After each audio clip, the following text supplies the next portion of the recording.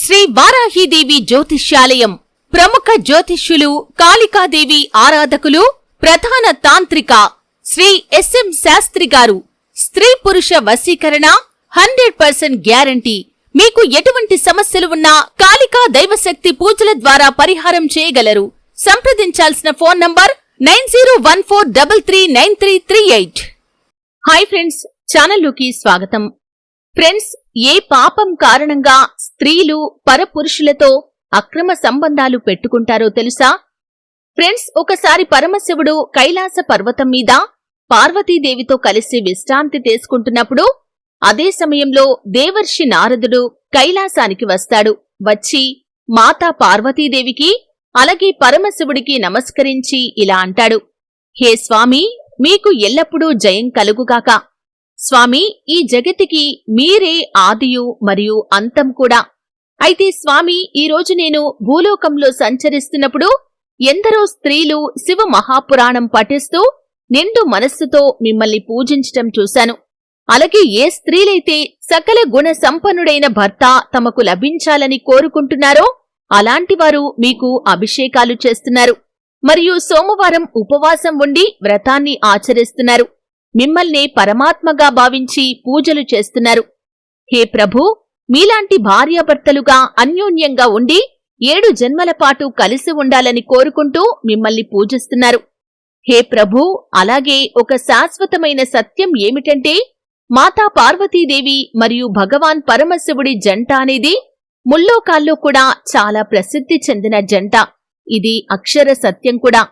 కాని ప్రభూ, ఈరోజు నేను ఒక విచిత్రమైన సంఘటన చూశాను. అదేంటంటే కొందరు మహిళలు తమ భర్తలను మోసం చేసి ఇతర పురుషులతో అనైతిక సంబంధాలు పెట్టుకుంటున్న వింతైన దృశ్యాన్ని నేను చూశాను. అది చూసిన తర్వాత నా మనసులో 3 ప్రశ్నలు తలెత్తాయి. హే ప్రభూ, నేను ఈ ప్రశ్నలకు సమాధానాన్ని తెలుసుకోటానికే మీ వద్దకు వచ్చాను. కావున నా మీద కృప ఉంచి ఈ మీ భక్తుడి ప్రశ్నలకు సమాధానాలు చెప్పి మా సందేహాలను తీర్చవలసిందిగా కోరుకుంటున్నాను అని అన్నాడు. ఇక నారద మహర్షి మాటలు విన్న పరమశివుడు మాట్లాడుతూ ఇలా అన్నాడు: ఏ నారద మహర్షి, మీరు ఎలాంటి సంకోచం లేకుండా మీ సందేహాలను వ్యక్తం చేయండి. మీ సందేహాలు తప్పకుండా నేను నివృత్తి చేస్తాను అని అన్నాడు. ఇక ఆ తర్వాత దేవర్షి నారదుడు మాట్లాడుతూ, ఓ ప్రభూ, నా మొదటి ప్రశ్న ఏమిటంటే ఏ శాపం కారణంగా స్త్రీలు పరాయి పురుషులతో సంబంధాలు పెట్టుకుంటారు అనేది నా మొదటి ప్రశ్న. ఇక నా రెండవ ప్రశ్న ఏమిటంటే తన భర్తను మోసం చేసిన స్త్రీకి ఎలాంటి గతి పడుతుందో నాకు చెప్పండి. ఇక నా మూడవ ప్రశ్న ఏమిటంటే ఒక స్త్రీ తన భర్తతో కాకుండా వేరే వ్యక్తితో అనైతిక సంబంధం పెట్టుకుంటే ఆమె ఎలాంటి పాపం చేసినట్లు అవుతుంది అని అడుగుతాడు. అప్పుడు పరమశివుడు మాట్లాడుతూ ఇలా అన్నాడు: ఓ నారద మహర్షి, నీవు సమస్త నారీజాతికి సంబంధించి మహిళలందరి సౌజన్యం కోసం మంచి ప్రశ్నలు అడిగావు. ఈ ప్రశ్నలకు సమాధానాలను నేను ఒక చిన్న కథ ద్వారా మీకు తెలియజేస్తాను. కాబట్టి మీరు దీన్ని శ్రద్ధగా వినండి. అలాగే స్త్రీలు లేదా పురుషులు ఎవరైతే ఈ కథను చివరి వరకు పూర్తిగా శ్రద్ధతో వింటారో వారి కోరికలు అన్నీ కూడా నెరవేరుతాయి. అలాగే వాళ్లు కోరుకున్న జీవిత భాగస్వామిని కూడా పొందుకుంటారు. ఇంతేకాదు, ఎవరైతే ఈ కథను ఇతరులకు ప్రచారం చేస్తారో అలాంటి వారిపై నా కృప ఎల్లప్పుడూ ఉంటుంది అని అన్నాడు. కాబట్టి ఫ్రెండ్స్, మీరు కూడా ఈ వీడియోని చివరి వరకు ఖచ్చితంగా చూడండి. అలాగే భగవంతుడు పరమశివుడి కోసం ఈ వీడియోని లైక్ చేయండి. అలాగే కామెంట్ బాక్స్ లో ఓం నమః శివాయ అని ఒకసారి కామెంట్ చేయండి. ఫ్రెండ్స్, ఇకపోతే దేవర్షి నారదుడు మాట్లాడుతూ, ఓ ప్రభూ, నేను ఈ కథను పూర్తి శ్రద్ధతో వింటాను. అలాగే ఈ కథను ముల్లోకాల్లో కూడా ప్రచారం చేస్తాను. కావున దయచేసి ఈ భక్తుడి ఉత్సుకతను తీర్చండి అని అడిగాడు. అప్పుడు పరమశివుడు మాట్లాడుతూ, ఓ నారదముని, ఒకప్పుడు బ్రహ్మ సృష్టి కార్యాన్ని ప్రారంభించినప్పుడు స్త్రీని సృష్టించటంలో అతడు చాలా సంవత్సరాలు సాధన చేసి ఆమెలో ప్రతి భాగాన్ని, ఆమె లోపల గుణాలను సృష్టించాడు. అలాగే ఆమె మనస్సును చాలా జటిలమైన పద్ధతిలో నిర్మించటం జరిగింది. ఇందువల్లనే స్త్రీ మనస్సును అర్థం చేసుకోవటం చాలా కష్టంతో కూడుకున్న పని. ఆమె లోపల సౌమ్యత, క్రూరత్వం అనే 2 గుణాలను ఉత్పన్నం చేశాడు. ఇదే విధంగా బ్రహ్మదేవుడు స్వయంగా తన శరీరం నుండి ఒక అమ్మాయిని ఉత్పన్నం చేశాడు. ఆమె పేరు వచ్చేసి అహల్య. ఈ అమ్మాయి శాపం కారణంగానే నేడు చాలా మంది మహిళలు ఇతర పురుషులతో అనైతిక సంబంధాలు కొనసాగిస్తున్నారు. అయితే అహల్య యొక్క ఈ కథలో మీరు అడిగిన అన్ని ప్రశ్నలకు కూడా సమాధానాలు లభిస్తాయి అని చెబుతూ పరమశివుడు కథను ముందుకు తీసుకుని వెళ్తూ ఇలా అన్నాడు. హే నారద మహర్షి, అహల్యాదేవి చాలా అందమైన, గుణవంతురాలైన, సద్గుణవంతురాలైన స్త్రీ. ఆమెకు లభించిన ఒక వరం ఏమిటంటే ఆమె ఎల్లప్పుడూ 16 సంవత్సరాల వయస్సుగల అందమైన అమ్మాయిలా ఉండాలని. ఆమె అందం ఎప్పటికీ తరగదని ఆమె వరం పొందింది. ఇదిలా ఉండగా ఒకరోజు బ్రహ్మదేవుడు ఆమెను విద్యను అభ్యసించటం కోసం మహర్షి గౌతమ ముని ఆశ్రమానికి పంపించాడు. అయితే ఆ కన్య ఎంత అందంగా ఉండేదంటే మొత్తం సంసారంలో ఉన్న దేవతలు మరియు రాక్షసులు అందరూ కూడా ఆమెను తమ భార్యగా చేసుకోవాలనే కోరిక కలిగి ఉండేవారు. అయితే గౌతమ మహర్షి ఆశ్రమంలో ఆమె అత్యంత సురక్షితంగా శిక్షణ పూర్తి చేసుకున్న తర్వాత గౌతమ మహర్షి ఆమెను తిరిగి బ్రహ్మదేవుడి వద్దకు పంపించిన సమయంలో గౌతమ మహర్షి యొక్క పవిత్రమైన మనస్సును చూసి బ్రహ్మదేవుడు ఈ మొత్తం సంసారంలో నీకంటే మంచి వరుడు లేడని చెప్పి గౌతమ మహర్షికి అహల్యని ఇచ్చి వివాహం జరిపించాడు అని చెప్పి పరమశివుడు కథను ముందుకు తీసుకుని వెళ్తూ మళ్లీ ఇలా చెబుతున్నాడు. ఓ నారదముని, ఇలా కొన్ని రోజులు గడిచిన తర్వాత అహల్యాదేవి స్నానం చేయటానికి గంగా తీరానికి వెళ్లినప్పుడు అదే సమయంలో దేవరాజు ఇంద్రుడు కూడా అదే అడవిలో విహరించడానికి వచ్చాడు. అయితే ఎప్పుడైతే ఇంద్రుడి చెడు దృష్టి అహల్యపైన పడినప్పుడు ఆమె అందాన్ని చూసి అతడు ఎంతగా ఆకర్షితుడయ్యాడంటే దేవరాజు ఇంద్రుడు ఆమెపై మోహంతో ఇంద్రియ నిగ్రహాన్ని కూడా కోల్పోయాడు. అయితే అహల్యకు గౌతమ మహర్షితో వివాహమైందని తెలిసినప్పటికీ అతను ఆమెను ఎలాగైనా పొందాలని ఆమె వెంటపడటం మొదలుపెట్టాడు. అతను రోజూ ఆమెను చూడటానికి దొంగచాటుగా ఆమె వెనకాల వెళ్తూ వెంబడిస్తూ ఉండేవాడు. అతను గౌతమ మహర్షి మరియు అహల్య యొక్క రోజువారీ జీవితాన్ని జాగ్రత్తగా గమనించాడు. ఇదిలా ఉండగా ఈ విషయమంతా కూడా తన మిత్రుడైన చంద్రుడికి చెప్పటానికి ఒకరోజు చంద్రమండలంపైకి వెళ్లాడు అని చెబుతూ పరమశివుడు మళ్లీ ఇలా అంటున్నాడు. హే నారద మహర్షి, ఎప్పుడైతే ఒక వ్యక్తి తన మిత్రుణ్ణి ఎంచుకునే విషయంలో అన్నింటికంటే ముందుగా వారు వ్యవహరించే తీరు, వారి నడవడిక ఒకేలాగా ఉంటాయి. ఉదాహరణకు ఒక దొంగకు స్నేహితుడు దొంగే అవుతాడు, ఒక సాధువుకు స్నేహితుడు సాధువే అవుతాడు. అయితే ఇదిలా ఉండగా ఒకరోజు ఇంద్రుడు మరియు చంద్రుడు ఇద్దరూ కలిసి ఒక పథకాన్ని రూపొందించారు. ఆ పథకం ప్రకారం ఒకరోజు రాత్రి ఇంద్రుడు గౌతమ ఋషి వేషం ధరించి అహల్య వద్దకు వెళ్లాలి. అలాగే అతడికి ఈ కుటిలమైన పని చేయటంలో చంద్రుడు సహకారాన్ని అందించాలి. ఇది వారి పన్నాగం. అంతేకాదు, హే నారదముని, చంద్రుడు కూడా తన గురువుకు ద్రోహం చేశాడు. దీనికి కారణం ఏమిటంటే చంద్రుడి గురువు దేవగురువు అయిన బృహస్పతి. అయితే ఒకసారి చంద్రుడు విద్యను అభ్యసించటం కోసం బృహస్పతి వద్దకు వెళ్లాడు. అక్కడ చంద్రుడు బృహస్పతి భార్య అయిన తార సౌందర్యానికి ఆకర్షితుడై ఆమెతో ప్రేమలో పడ్డాడు. దీని కారణంగా తార బృహస్పతిని విడిచిపెట్టి చంద్రుడితో వెళ్లిపోయింది. దీని ఫలితంగా చంద్రుడు కూడా శాపానికి గురయ్యాడు అని చెబుతూ పరమశివుడు మళ్లీ ఇలా అంటున్నాడు.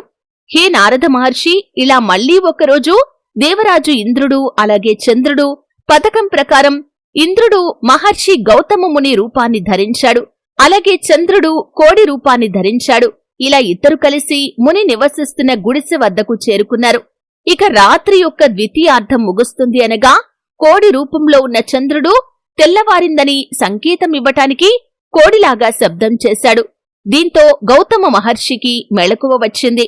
ఇందువల్ల అతను లేచి గంగలో స్నానం చేయటానికని ఇంటి నుండి బయటకు వెళ్లాడు.